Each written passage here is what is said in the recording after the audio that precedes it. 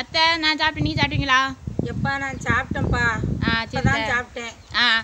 அந்த பக்கத்து வீட்டுல நேற்று மீன் குழம்பு வச்சுப்பாவோல, சரி. அந்த சின்ன பையனுக்கு மீன் முள்ளு மாட்டிக்கிடுச்சு. அதுக்கு நம்ம எப்படி எடுக்க கூட முடியாம எடுத்தாங்க.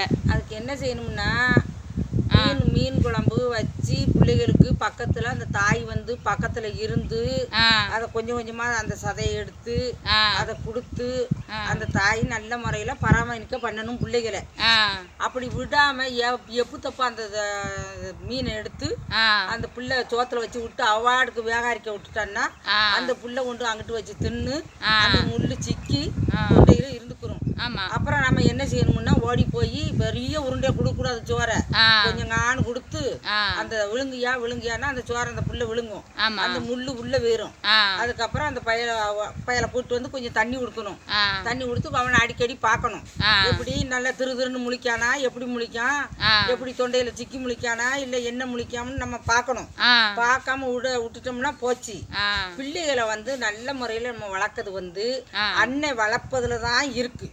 அந்த தாய் வந்து எந்த வடிவத்துல குழந்தைய வளர்க்காலோ சிறுசுல இருந்து அது வந்து பெருசு வரைக்கும் நல்லாக வாழும், நல்லா சொன்னபடி கேட்கும், நல்லா எதுவும் ஒரு பொருள் கடைகளில் வாங்கிட்டு வர சொன்னாலும் வாங்கிட்டு வரும். அந்த பையங்களை வச்சு நமக்கு எந்த சிக்கலும் இருக்காது.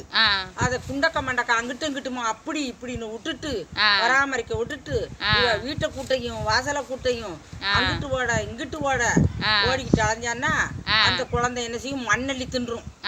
அந்த குழந்தை ஒரு குச்சி எடுத்து தின்றும், அந்த குழந்தை ஒரு வெங்காயத்தோலை உரிச்சு போட்டு அதை எடுத்து தின்றும்.